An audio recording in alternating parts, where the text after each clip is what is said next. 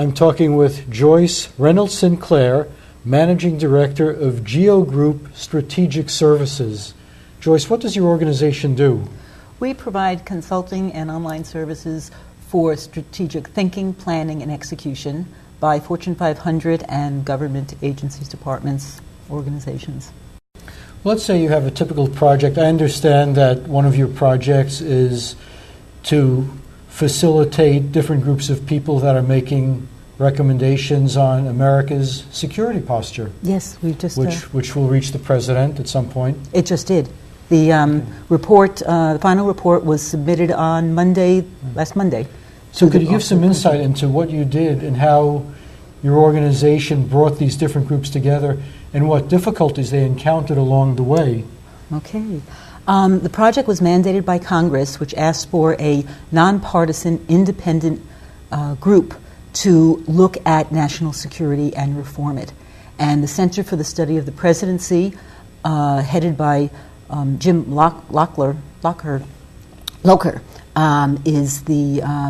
was charged with doing this, and they brought GEO Group Strategic Services and the CEO, Leland Russell, in as a collaboration advisor to this process.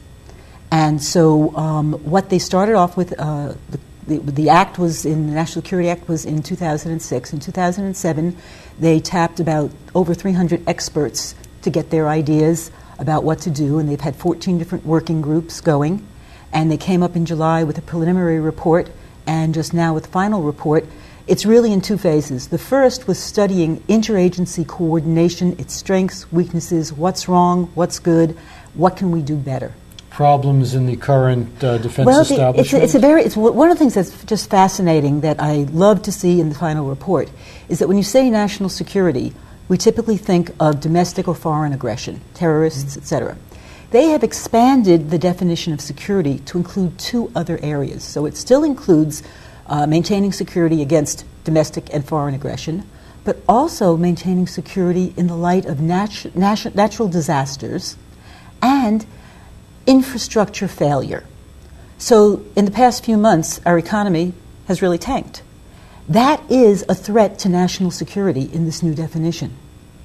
Katrina, a threat to national security. And the reason why these are being put together, and it makes sense, is that you need an agile government in order to be able to respond in a way to do what's necessary. So do most of the recommendations involve pinpointing ways in which government agencies don't communicate adequately, in which nobody takes ownership and make recommendations, how that can all be fixed? Well, the assumption underlying your question is one of blame. And I'm very glad to see the report is not one of blame. It describes what's happening, and what it says is what do we need to do to fix it.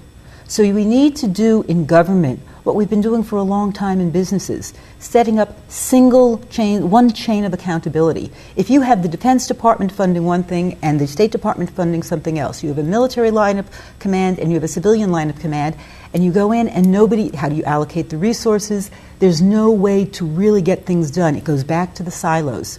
What this project is seeking to do in terms of starting with change in the executive and legislative branch and bring that all the way down, get alignment and consistency in the government and in the infrastructure of the government to make it agile and relatively easy and consistent and create the incentives. One of the examples, for example, is to create a pool of people who are trained in interagency work. Right now, the best people, an agency doesn't want to let somebody go. So you have to put the incentives in for collaboration. And the key is that to solve any of these massive problems, you need multiple perspectives, you need collective intelligence, you need the diversity of opinion and a way for that to come together effectively. Was there something you found in this report that is the biggest weakness, the biggest problem that needed to be corrected? Whoa, there is so much in it. I think it really comes down to the one that I just said, which is the structure does not allow efficient government operations because you do not have a clear chain of command and you don't have the incentives in the organization for collaboration. It's the typical thing that you find in many places of headquarters fields conflict, silo conflict, The government is just replicating what is true in a lot of places. Many of the businesses that have been working and working collaboratively in the past several years have moved in this direction. And the government now is it a problem that some agencies that should be headed by professionals are really headed by political appointees? That was one of the things that was noted, which is the pluses and minuses of any of these. And so that has to be looked. What they are looking at doing is establishing a core, a professional agency core of people, and you get qualified for that. Some positions, they will ask that people, you must be in this core in order to even apply. Others, if you're in the government, or you can then join, get the necessary training, your incentive, they have a whole human capital system, which is really good, so that they create the incentives and pay for, if you have additional competencies, then your pay will reflect that. Do you expect that the government will accept the recommendations and carry them out? I mean, you were talking about politics. Well, this is one of the things that GEO Group has worked with a lot of different businesses, and right now with this particular project, it's in the political arena. Jim Locklear, the executive director, has said that there are 38 specific recommendations. He says, I doubt very strongly that all 38 will see the light of day, given the political process. But that's not the goal. The goal is to bring up the dialogue and for the new administration to be able to look at what's going on and to make some changes, and it's going to be improved by the collective intelligence.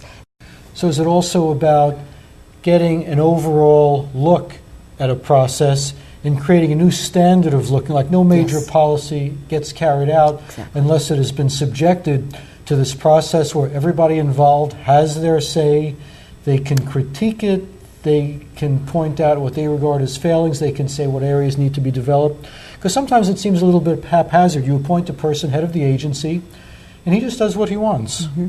And he doesn't have to listen to anybody. One of the recommendations, I don't know if this one will be accepted, is that anyone who is nominated for a cabinet position must have a 3-week training prior to their consideration by Congress.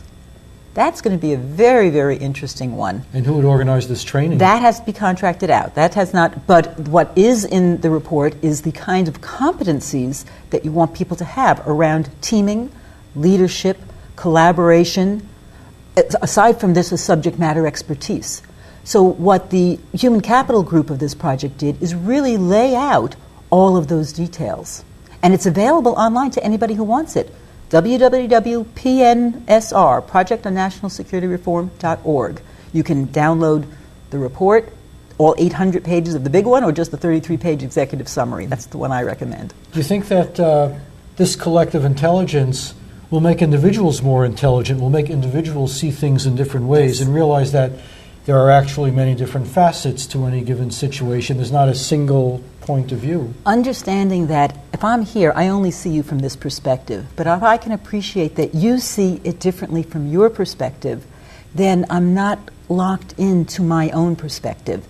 And at least understanding that makes me more open, and out of that can come that's where the intelligence comes. Yesterday, Tom Malone talked about the difference between collective intelligence and collective stupidity. And when people are very rigid and hold on to their own and don't let other ideas in, that's when we have the problem. If I have a respect for you and an appreciation of the diversity of thought, then it's very interesting. Who Wants to Be a Millionaire? They have experts and they have audiences. How often do you think the expert is right? I have no idea. About 65% of the time. How often do you think the audience is right? I have no idea. 91% of the time.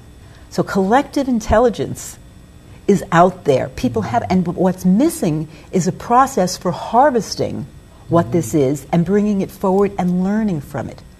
There was a lot in this report that talked about making the government a learning organization. It's very exciting.